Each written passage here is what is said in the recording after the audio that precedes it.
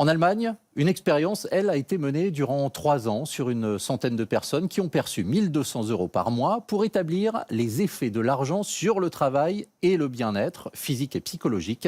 Et les résultats viennent d'être dévoilés à Berlin. Le bilan s'avère plutôt positif. Reportage de Romicido. Giulietta Ebischi a eu de la chance. Elle fait partie de la centaine de candidats tirés au sort qui ont touché pendant 3 ans un revenu de base inconditionnel, soit 1 200 € par mois, qui lui ont permis de suivre une formation pour devenir professeur de yoga. J'ai travaillé comme éducatrice pendant 10 ans. Et puis, avec la pandémie, j'ai passé 8 heures par jour au téléphone, devant mon ordinateur pour une agence immobilière, à faire quelque chose qui ne m'intéressait pas du tout. Alors quand ce revenu m'a été attribué, j'en ai profité pour me payer une école privée.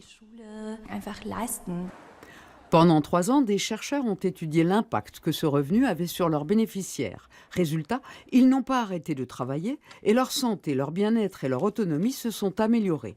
Autre constat, leur comportement social et leur sens de la solidarité ont aussi été renforcés.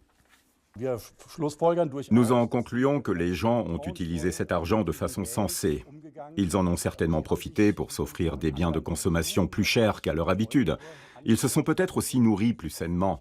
Mais ce que nous constatons également, c'est qu'ils ont beaucoup épargné et ont eu un comportement plus soucieux du bien-être des autres. Comme Samira Corves, grâce à cette allocation, elle a pu maintenir à flot son école de natation pendant l'épidémie de Covid-19 et en faire profiter les autres. On s'en est beaucoup servi pour faire des dons et aussi pour acheter des choses un peu chères, comme un toboggan spécial. On a également osé prendre des risques et lancer un projet scolaire dont nous ne savions pas s'il serait rentable financièrement.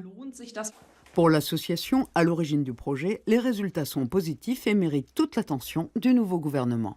Il est clair que les inégalités sociales doivent être sa priorité.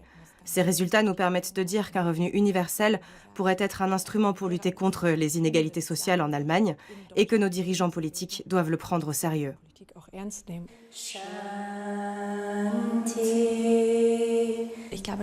Je pense qu'un revenu universel aide à prendre conscience de ses propres capacités et aussi de ce que l'on peut faire pour apporter sa pierre à l'édifice. Participants et initiateurs de l'étude sont unanimes, le revenu sans condition apporte une sécurité appréciable en ces temps bien incertains, mais sa généralisation dépend d'une réelle volonté politique.